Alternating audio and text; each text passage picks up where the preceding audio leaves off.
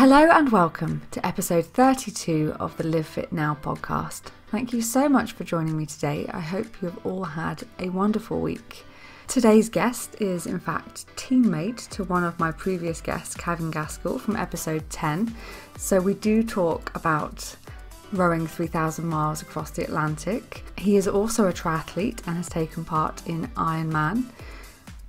And he also chooses to live a vegan lifestyle. So there are many topics of conversation that we cover in today's conversation, and I cannot wait for you to hear. We would love to hear your feedback, so don't forget to get in touch once you've listened. So without further ado, here is the conversation. My guest today shared an adventure with my guest from episode 10, rowing 3,000 miles across the Atlantic, setting a world record along the way. He is a personal trainer, triathlon coach, Ironman, and lives a vegan lifestyle. All of this means I have many questions that I am excited to ask today. Welcome to the LiveFitNow podcast, Sam Coxon. How are you today? Thank you very much. I'm very good. Thank you very much. How are you? I'm really well, thank you. So I would like to start with the 3,000 mile adventure. What inspired you to undertake such a massive challenge? I'd never really thought about the challenge before I got a phone call from one of the other guys called Will. So I'm not sure if you know the story already, but Will was at a conference in Monaco, which Kevin was talking at, and Kevin mentioned that he wanted to row across the Atlantic and hadn't found anybody else mad enough to do it with him. So Will, obviously as he is, he contacted me, and I'd just done an Ironman in Switzerland, and me and my mum were walking up a mountain, and I got a phone call off Will.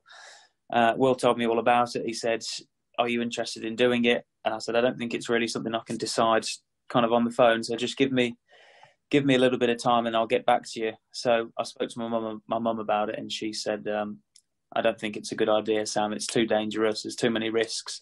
All the things that a usual mum would say. Then I messaged Will back about 5 minutes later and said, "Yeah, I'm keen for it." And yeah, I probably didn't tell my mum for a few days. But really for me, the massive thing about it was the fact that it was such a big challenge and something that so few little people had done. And I wanted to do something that was going to be life-changing and that was going to challenge me more than I'd ever been challenged before. And I always feel as though, life goes so fast, and there's only so many years you can do these kind of things. So if you get given an opportunity like that, then you've got to take it and go for it. Yeah, we more often regret the things we don't do rather than the things we do, don't we? Exactly. So once you were in the challenge, part of the challenge, was it the build-up that was the biggest challenge on the boat afterwards? Like, what did you have to face? Well, start to finish, it was over 2 years. It was an over 2 years project, from getting the team together, raising the money, which was really difficult. Actually, it's difficult to get enough money off people to raise enough to do a challenge like this, with it being so expensive. To buy the boats, to kit the boat out, to get everything ready. That was a big challenge, to be fair. And a lot of people have said the hardest part is actually getting to the start line rather than actually doing the row itself. Obviously, the row was going to be very, very strenuous and tough, physically demanding, immense thing. But I think for me, before the row, it was probably raising enough money, and time went so quick. Like, we had a year until the start of the row, and we were saying time is going to go quick. So we've got to do X, Y, and Z. This has got to be done by this date. We were having calls every couple of weeks, just check-ins, giving each other little lists of stuff to do, companies to contact, jobs to do on the boat. So that was quite challenging. It was all consuming. All we could think about was the row and getting to that start line. So that was probably one of the most challenging parts. Actually, during the row was the sleep deprivation and the bum pain. So obviously we were rowing for 24 hours a day, 2 hours on, 2 hours off. But by the time you actually got your head down on I say pillow, I didn't actually have a pillow. We just used our kit bags. By the time you got to sleep, you probably have about an hour's rest, an hour 15 maximum. And it wasn't comfy. It wasn't, obviously the boat was rocking and rolling around on the waves and lots of banging and stuff like that. So sleep deprivation was one of the hardest parts I found. And then the bum pain after a few days, your bum just became red and sore with pimples and spots. I won't go into too much detail, but it was just very uncomfortable to sit down. So kind of maintaining with talcum powder and chamois cream and keeping yourself clean was quite a big part of it, but that was also difficult as well. And it's one of those things that you can't do anything about it, can you? Like, you've got to get to the other side of the ocean, so it really is about pacing yourself and being able to manage it. And there was one thing that I wanted to bring up, and I assume this must have kept you going some of the time throughout the row. There was a rather romantic moments on the other side. Yeah, that's true. That's right. So I'd planned to propose to Tash, my girlfriend at the time, I didn't really decide to do it until about 3 months before we left La Gomera. So I went and got the ring, and debated whether to take it with me or whether to give it to my mum, who I knew was coming out to the finish line. So eventually I thought I'd better give it to my mum just in case it goes overboard or we capsize or it goes missing for whatever reason. We got to Antigua. Tash didn't have a clue what was going on, what I was about to do. And then we got off the boat onto the dock, gave her a hug and dropped down onto one knee and proposed, to which she said, so romantic and sweet. I had to bring it up. Such a girly thing, I know, but it was a memorable moment from as I watched your journey as you crossed the ocean. It was a very sweet ending. Yeah, no, it was one to remember, definitely. So once you stepped back onto dry land, did you think, I never want to do anything like that again, or were you already thinking of the next challenge?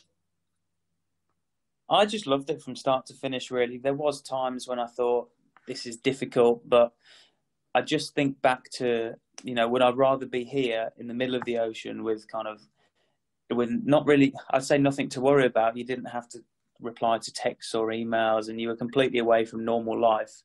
And I just thought it's such like a once in a lifetime opportunity. I just wanted to embrace it and take it all in. So I just enjoyed the whole thing. When we got on the lands, I didn't really have, I guess I'd already been planning during the row what I wanted to do next. So I was kind of writing lists of stuff that I wanted to get started on straight away as soon as we got home.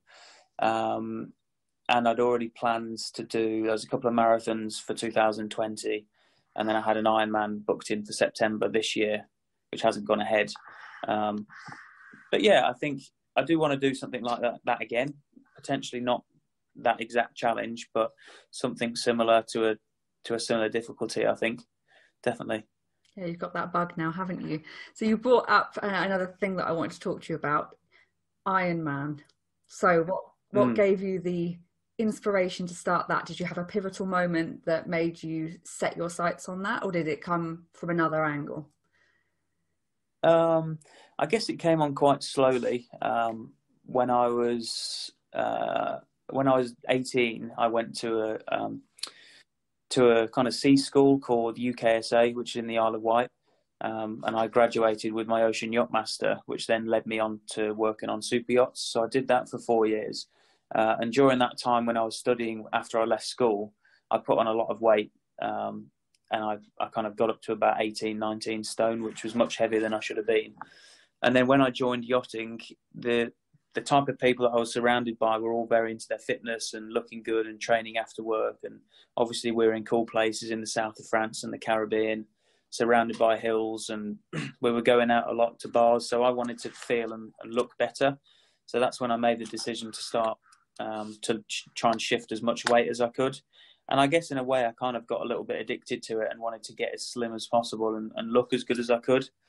And that got me into running. Then when I went home, I bought a road bike. I'd always watched kind of Ironman videos and motivational stuff on YouTube, and just got really into it before I'd even done one. So I signed up to a sprint distance triathlon, and absolutely loved it. I was hooked straight away. And then after that, it led on to an Olympic distance and the usual kind of progression to half Ironman. And then, where I am now, the rest is history. So I ended up leaving yachting and doing triathlon full time around my PT. Started up my own business, and then, it's gone from there. That's quite a change. And were you a sporty kid, or did you just have no interest and it's really grown as an adult, or did you just sort of drift away from it when you left school? I played rugby from when I was about 7 years old until I was 16. And I picked up sailing when I was about 12 years old. So I was quite a competitive dinghy sailor.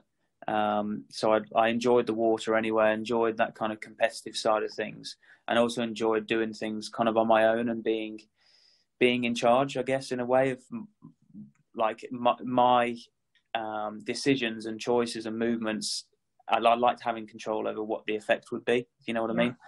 So I guess that's where I got the love for it. And then I stopped sailing. I sold my boat and I went to UKSA when I was about 18.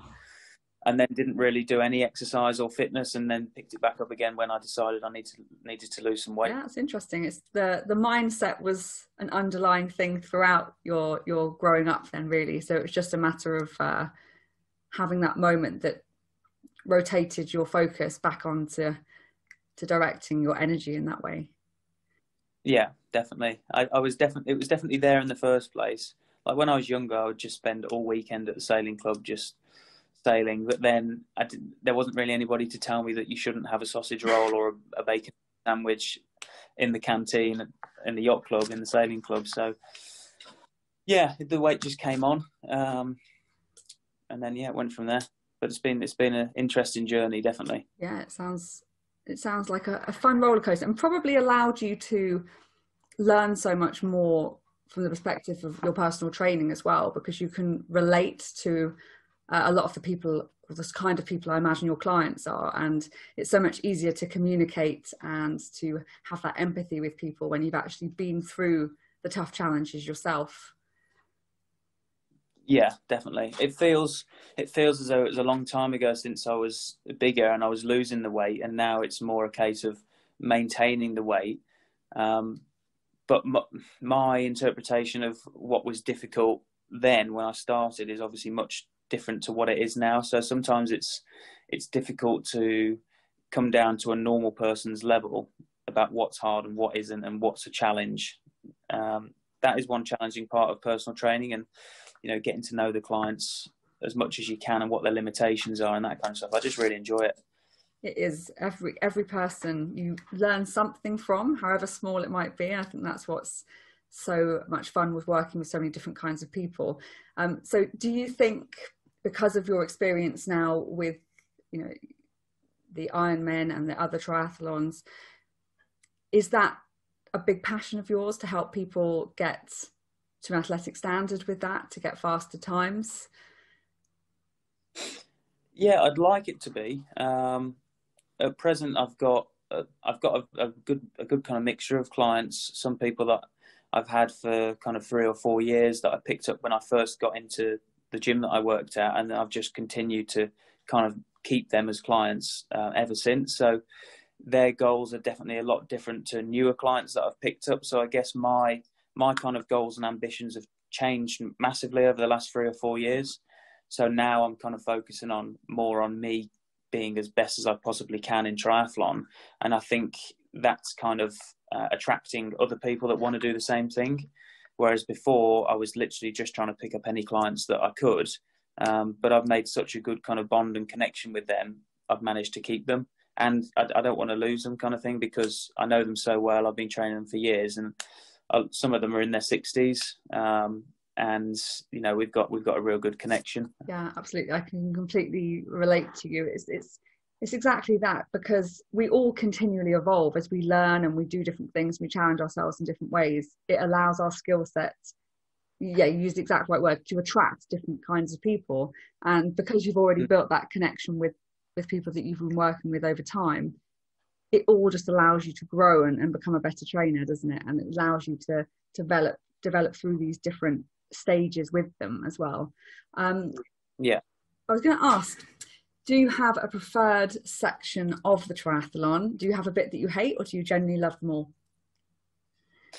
It's a good question. I always used to be quite scared and nervous about the swim, just because that's what I'd done least of, and that was my weakest discipline out of the 3.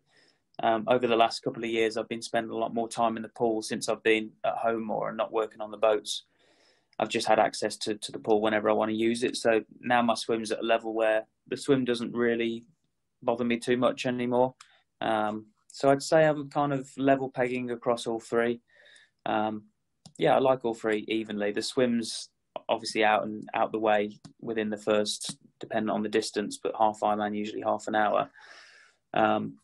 The bike I absolutely love for different reasons. I like to see, try and catch people up, and you can kind of see somebody up the road. You think, right, I'm going to get them, or by the next corner, or get them on the climb, for example, and like to have that kind of battle on the bike, I guess. And then the run is just whatever you've got left in the tank.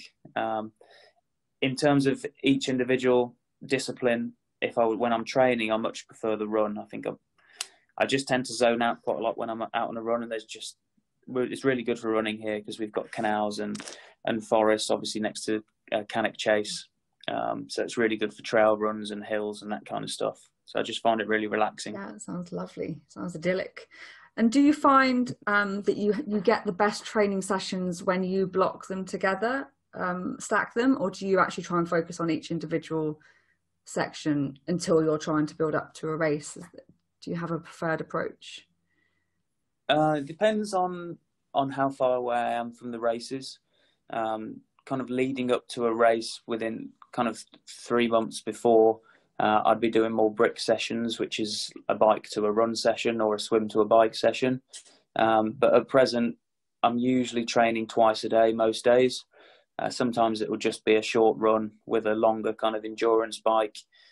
Sometimes it will be just a swim and a run, for example. That's what I've got today. So it depends on the season, really.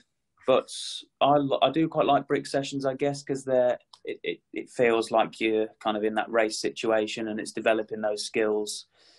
And also for the nutrition as well, making sure that you've got enough fuel and you've fueled well on the bike to enable you to do the run session that you've got afterwards.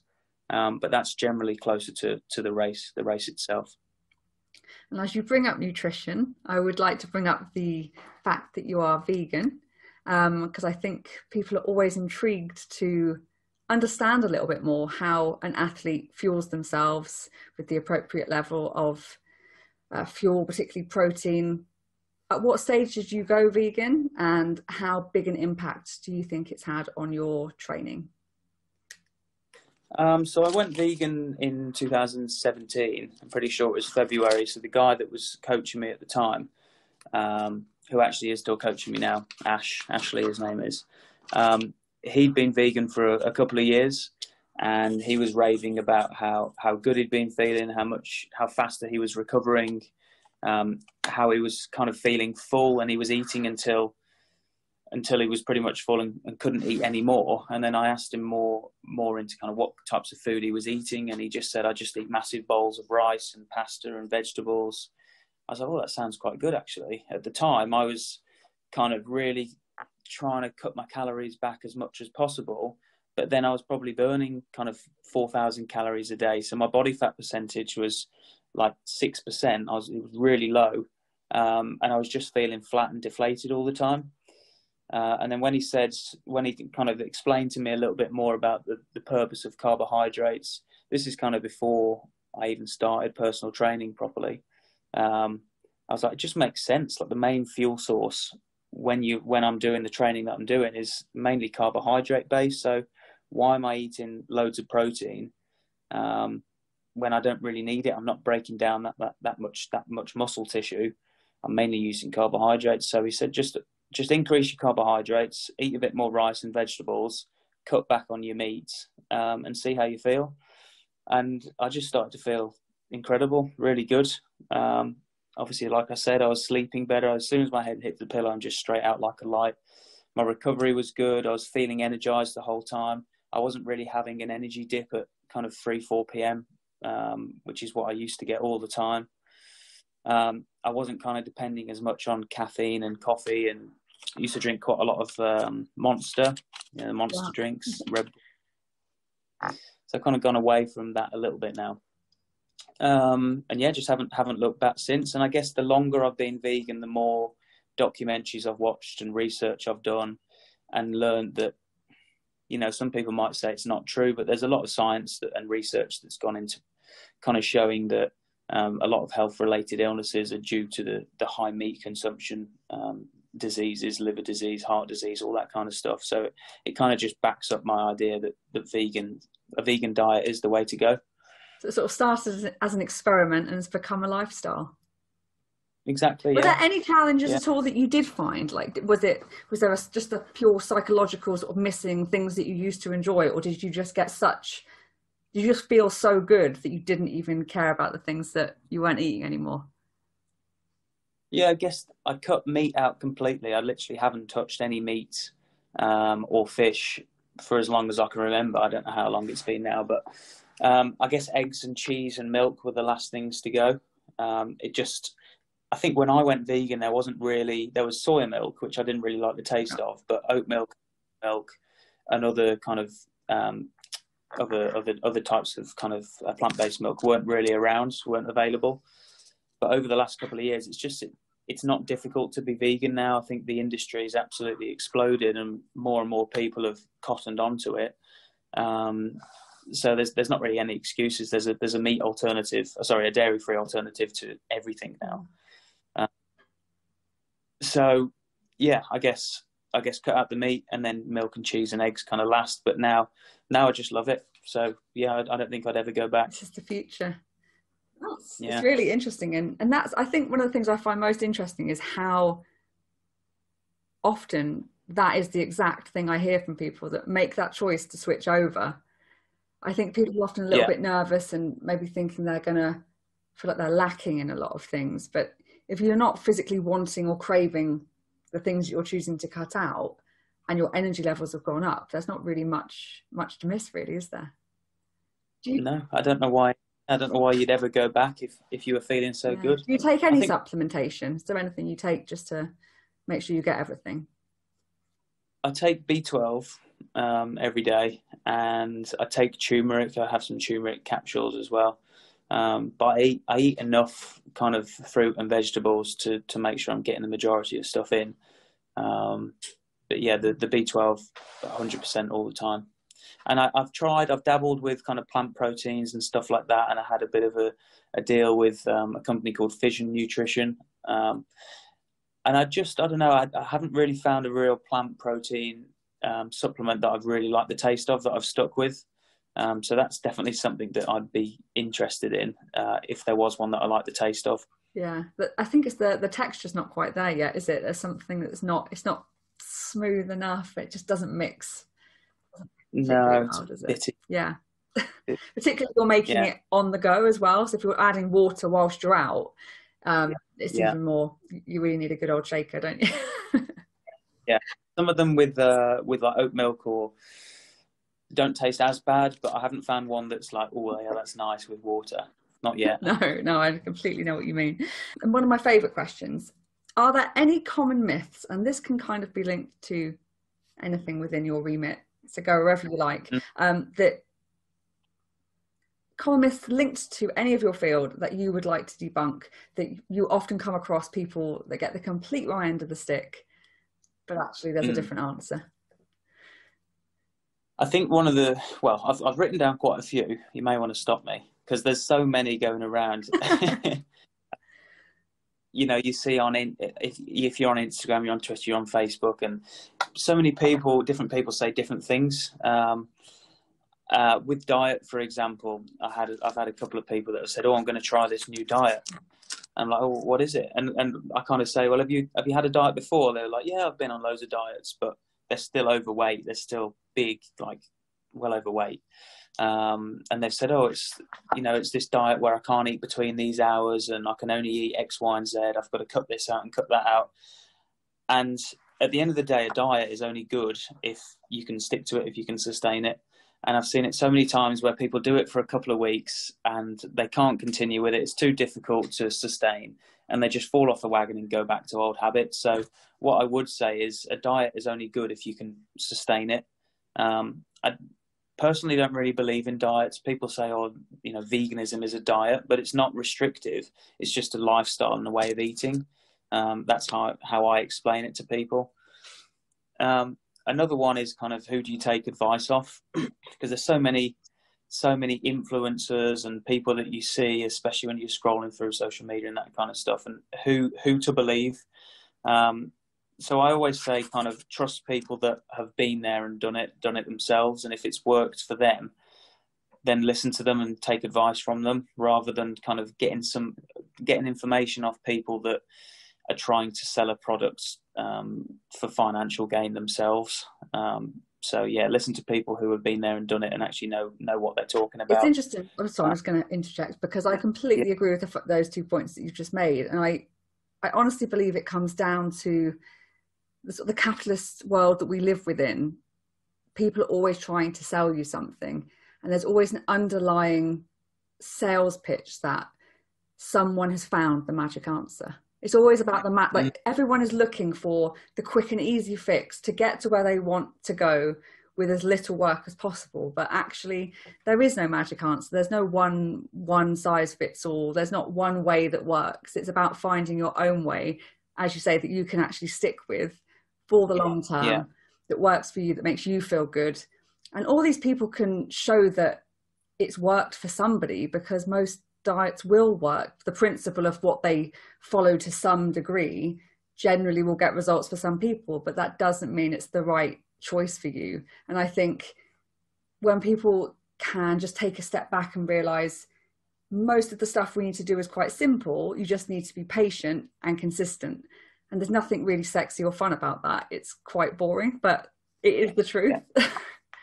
Yeah, no, 100%. I agree with you. There is no quick fixes. I get videos and things all the time where people say, you know, these are the 3 things that you need to do to lose 10 pounds in 10 weeks. And at the end of the day, it's just calories in and calories out. And whatever way you do that, where if you eat, you know, you can eat anything and be in a calorie deficit, you've just got to know what you're burning and what you're consuming. And that is the bottom line. Yeah, I think people get a bit too caught up about the way that they're going to do it, worrying about the way that they're going to do it, rather than just getting on with it and doing the training and eating healthy. I think for me, I make sure I get my session done and I'm fueling for the session, rather than doing the session to fuel, if you know what I mean. Like, I'm always thinking about what I can put in my body to help maximize my performance as much as possible, rather than thinking, oh, I've done 1,000 calories on the bike, now I can eat 1,000 calories worth of donuts. Yeah, it's a much more fun mindset to have as well, because you're pushing yourself and progressing, rather than almost punishing yourself, or just, you have to do this to earn that. I just think it's quite a toxic relationship to have with the food, rather than actually thinking, how good can I get at something if I, you know, fuel myself optimally. It's so much more fun. Yeah, definitely. And you know, as soon as you start making the right choices with the diet, if you're training at a certain level or a certain volume of training, and you notice how much better you're feeling during the sessions, that reward from the food and the diet and the training just inspires and motivates you to keep that ball rolling and keep the clean food coming in, because it does make such a big difference. That's not to say I don't think you should treat yourself every now and then, because you deserve it if you're working hard, but a lot of people think, you know, I can have a cheat day this week, whereas in actual fact, they've probably been having little cheats all week, and they don't really deserve it. Yeah, I think it's a really key skill to learn, actually, like how strict you're truly being, how hard you're really pushing, because that's a learning process as well. When people first start out, particularly if they've never done anything, something that they think is hard, they think they're training to a really hard level, is truly only the beginning. But obviously they have to go through that to learn how to push yourself harder. But then once you have that sort of perspective, and when you truly are training really hard and you are eating really clean, you can then see the sliding scale. Whereas for some, I think when starting out, you are eating better than you were, and you're doing more than you were, but you're not, the gap is not big enough yet to allow for that leniency. And also how quick you want your results. I think, you know, that's often a conversation that has to be had. If people have extremely high goals for themselves, you have to dedicate yourself completely to it. Whereas if you're going to be a bit more patient and give yourself more time to do it, you can have more flexibility. It's really having a realistic structure for that goal, isn't it? Yeah, definitely. I agree with that. Yeah, 100%. Another one I guess I had was, I've heard a lot of times that, you know, if you want to lose weight, you've got to cut out carbohydrates out your diet, and focus on maybe eating more fat and protein. But I really don't think that's the case. I think carbohydrates are so important to make sure that you've always got them in your diet, because it's not just fueling your body for training and for exercise. It's fueling your brain, fueling your mind, fueling all the cells in your body run off carbohydrates. So your level of, you know, awareness and productivity when it comes even at work, getting the jobs done, getting the tasks done that you've been set from people at work, and that kind of stuff is so important that you've got carbs to fuel you for that. A lot of the time, I guess, if people aren't eating enough carbohydrates through the day and they get home from work and they just feel absolutely shattered, they sit down on the sofa, they haven't got any energy to train or even go for a walk. They're just kind of doing the minimum, and they're going around in that vicious cycle. They're thinking that they're working hard, they're doing a lot of hours at work, but it's because they're not fueling right that they're not feeling good enough to train. So that's a massive one I find as well. A lot of people say eating food late at night leads to weight gain, and I think that's it's a massive pile of gobbledygook. I think at the end of the day, it's calories in and calories out, like we've said before, and regardless of what time you eat them, if you want to lose weight and you're in a calorie deficit and you decide to eat all your food after 5 p.m, then that's the way you can do it, and you can still lose weight by doing that. Obviously, if you've eaten your daily allowance throughout the day and then you decide to eat something before you go to bed, then that's where it's going to have an effect. And a lot of the time, that's where people tend to get the crisps out the cupboard or the chocolate when they're in front of the telly at 8, 9 p.m. Isn't it? That craving, that habit just tips you over. You've had a really sort of spot on day, and then you just tip yourself over the balance, and then every day you're just having that same cycle. Yeah. And then, going back to square one. And then the last point I had was kind of doing endless cardio. I don't necessarily think that that's a good way of losing weight. You're much better mixing up and varying your training. The amount of times I see people, you know, just going up and down on the cross train at the gym, and I think to myself, I wish, you know, sometimes it's not a gym that I work at. I train at David Lloyd's, and I don't currently work in a gym at the moment, but sometimes I just want to go up to them and tell them, every time I come to the gym, I just see you doing the same thing at the same intensity, and it must be like mind-numbingly boring. And I just don't think it's sustainable. Just mix up your training, go swimming, you know, go play a sport, or just ultimately do something that makes you happy and that makes you feel good. And that's not to say that they might not feel good afterwards, but I'd say just vary your training up as much as you can and have fun with it, rather than just doing the same thing all the time. Yeah, I definitely had that feeling before, just wanting to go up to people. Got to try and resist. And it's just one of those things. And I think back to, you know, time on the gym floor, and when you first start out, when you do your gym instructor, they really are just very basic. Set someone a structure, leave them to their own devices, and rarely are they taught any sort of progression. And you're not going to at the end of the day, because obviously it's only an initial gym induction, but you know that they're going to get bored and they're going to stop making progress after a couple of weeks, and then they're not going to come back again, because the mind will get so bored and lose complete interest if it doesn't feel like it's progressing. So if you can find some sort of way of tracking and measuring and pushing yourself, even if it's just a tiny amount, it keeps it interesting. Mm-hmm. Whereas if you just, as you say, you see someone do the exact same thing week in, week out, I mean, brilliant if you've got the discipline to do it, but it's going to be disheartening at some point, because you just don't feel like you're making any progress, because ultimately you're not. Yeah, no. And I think when I go out cycling, for instance, or running, a lot of the training that I do, like 80% of it is all very easy aerobic stuff, because obviously I'm training for a long distance event, and the amount your body can actually tolerate and handle isn't that much. I guess as you get fitter and as you get stronger, and your body, you know, your tendons and joints and ligaments all get stronger, then you can start introducing a bit more speed work. But a lot of the training that I do is the same. But I obviously do strength work. I'm working on a lot of intervals in the pool, working at different speed intensities, doing lots of drills. So my training is very mixed, but from the outlook, most people will think, well, he always kind of goes at the same speed. And although your average speed might be the same on the bike, what you've done within the session is often completely different from one session to the next, which is a big thing to remember. But yeah.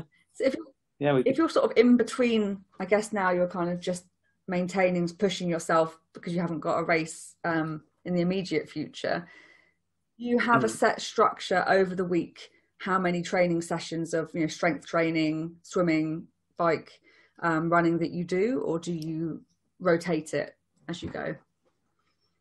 Yeah, so for the moment, I've just had 4 weeks off, so no structure at all. So I've recently bought a gravel bike, so that's been what I've been doing quite a lot of recently, and just getting out on the trails and enjoying it, and not looking at numbers or heart rate or any data or analysing anything, just going out and enjoying it.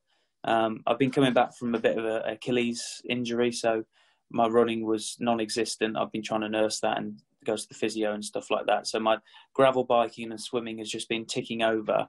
And then last week was the first week of structured training again. So I've gone back to 3 to 4 swims a week, focusing on some speed and endurance reps and working on technique. We've done some underwater video footage as well to try and see if there's any areas that need working on, which there definitely are. Which is good. And then on the bike, that's the volume of training is slowly increasing. So I'm doing about 9 hours a week on the bike, and that will be building to kind of 14, 15 hours. And then the volume will probably drop down. The intensity will pick up after Christmas. And then with the running, it's just a case of walking for the moment whilst I'm coming back from the injury, and then stringing together some longer runs and building up over the year towards the Ironman, and then putting some speed work in when my body's ready to handle it. Right. When's the Ironman? Is that next year? That's September. Yeah. I've got another one. That's the full Ironman in Wales, and then I've got a half Ironman in Ireland in August.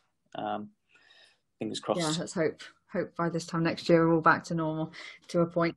Yeah. Have you got anything else in between? Do you enjoy training for races, or do you enjoy just maintaining training without having that, even if it is a long time? I think that I enjoy the training so much because it gives me a purpose during the day. It gives me a focus. It gives me something to think about and to look forward to. So the training is obviously 99% of what I do, and then the racing is just 1%. I may have 2 or 3 races a year, but I'm training, 2 to 3 hours pretty much every day.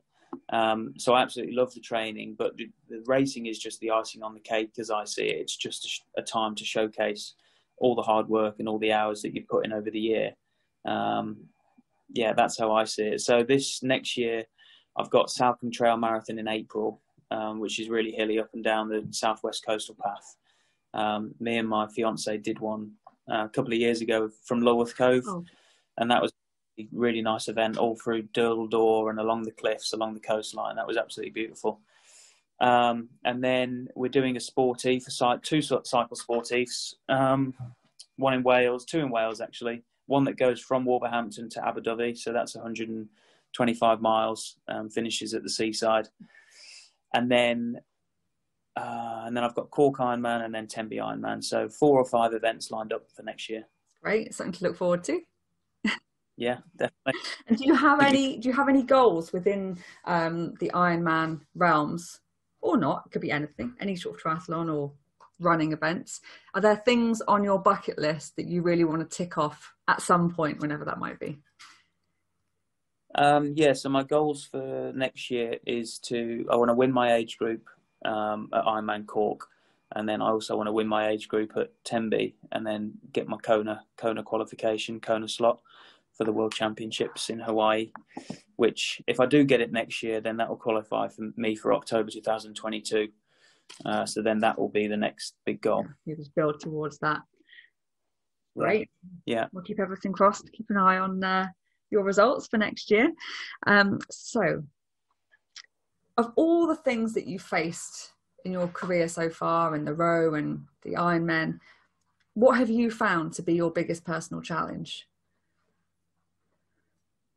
Oh, that's a good question. Personal challenge.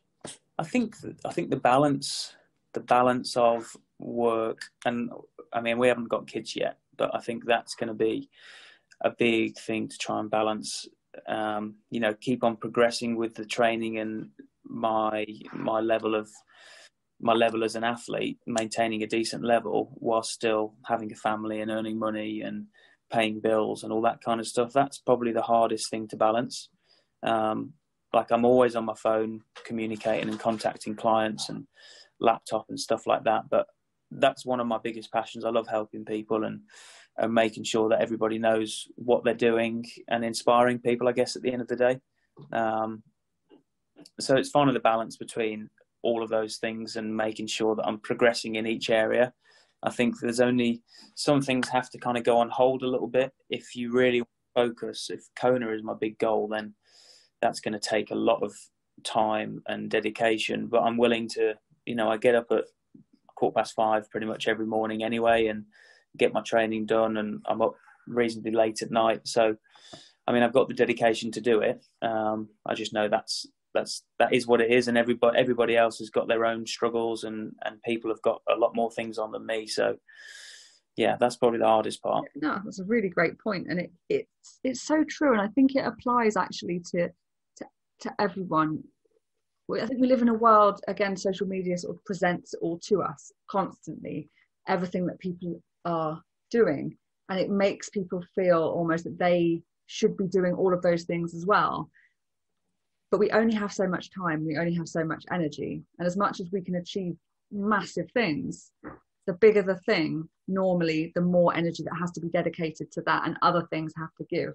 But when you see everybody doing lots of different things, it makes you feel like it's all going on at once. But you really truly have to focus on the thing that you need to put most energy in to get most out of it. Otherwise, I think you just end up at a stumbling block and keep getting stuck and never quite getting to the end. Yeah, no, I think that's true. And yeah, focusing on your own goal and what your route, your pathway is, and not being offset off your route by looking at what other people are doing and concentrating on what they're doing. If you want to get to your goal, you've got to concentrate on what you're doing, not what Tom down the road is doing, or anybody else.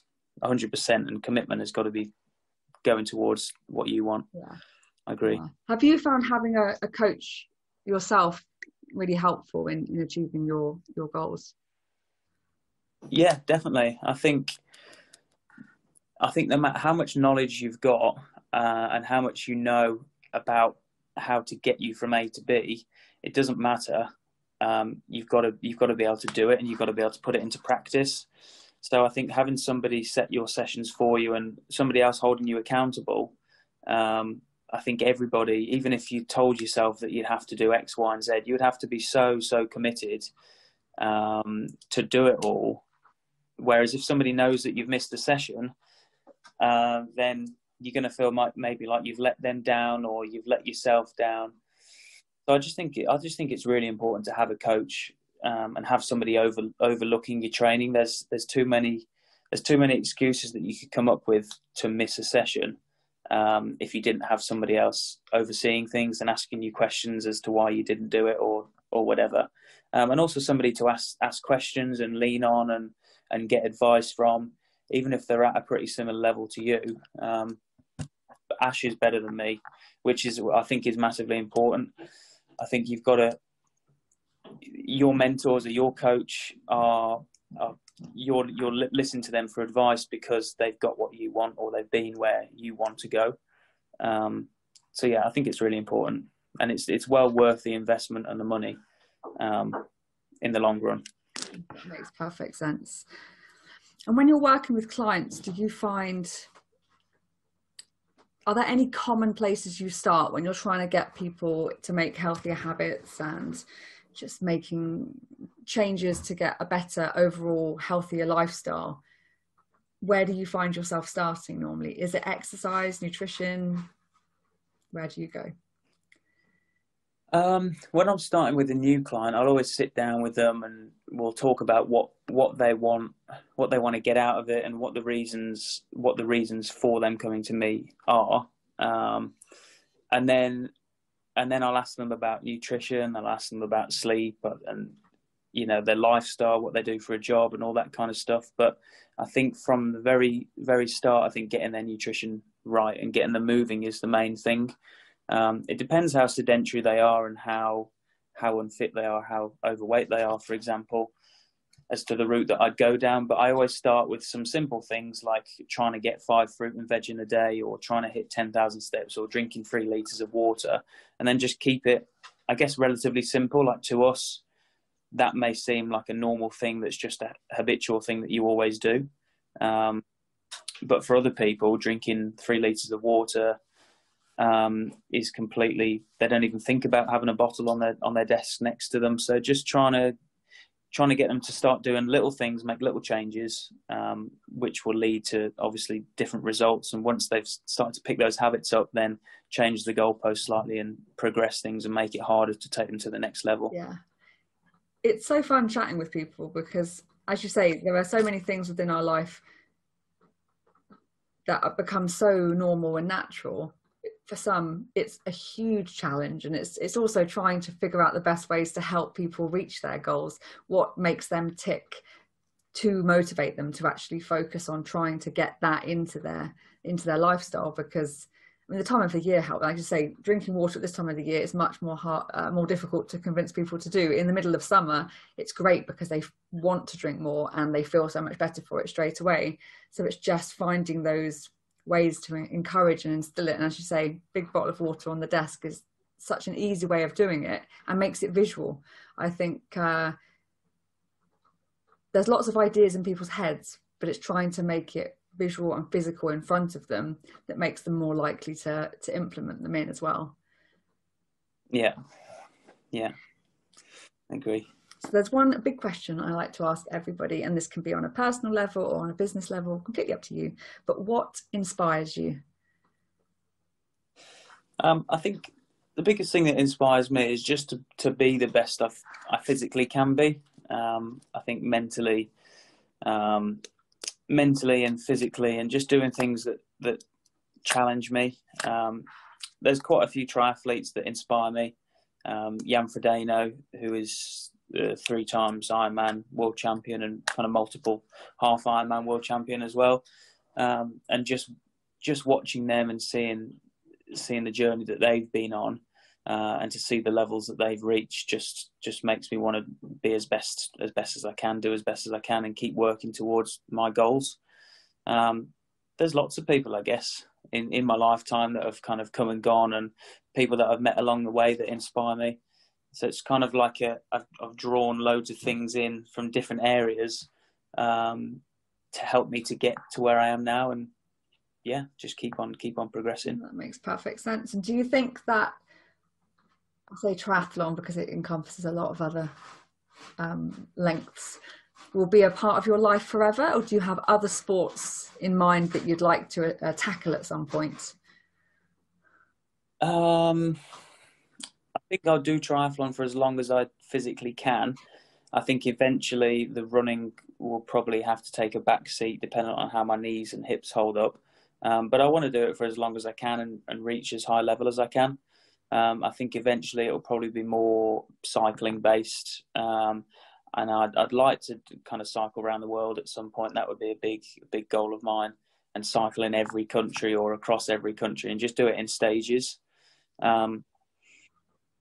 I think cycling will be something that I continue to do for the rest of my life, as long as I'm able to. I've got a client who's just turned 85, and he's still cycling nearly every day, kind of 5 days a week.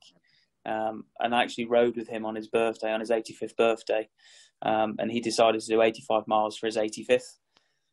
So I joined him for some of it, and rode alongside him and had a chat with him, which is really good. I love that.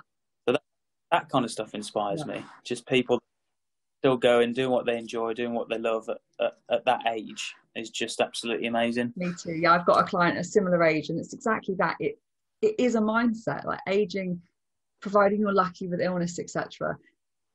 You can choose to stay young and just keep going. You keep using your mind, you keep using your body, and there's no reason to stop, because healthcare is so wonderful now. If you're going to live to 100, you don't want to give up at 50. That's going to be so miserable. You just got to keep pushing, and it's almost the challenge of seeing how far you can push yourself at the oldest age possible. Yeah, exactly. And I think, you know, you're only as old as you pretend you are. If you pretend you're young and you just keep that young mindset, you're going to be doing whatever you want until you're physically not able to do it. But I think as soon as you kind of think to yourself, you know, I'm getting old now, I need to take it easy, I need to do what old people do and sit on the sofa for 7 hours a day and maybe just to go out for a walk with a dog, that's when you start to really become the age that you are. If you keep that young mindset, then you can do anything. Oh, absolutely. I could not agree with you more. Is there any sort of challenge that you would never do? Is there anything on the I can't face that on the list? Or are you open to try anything?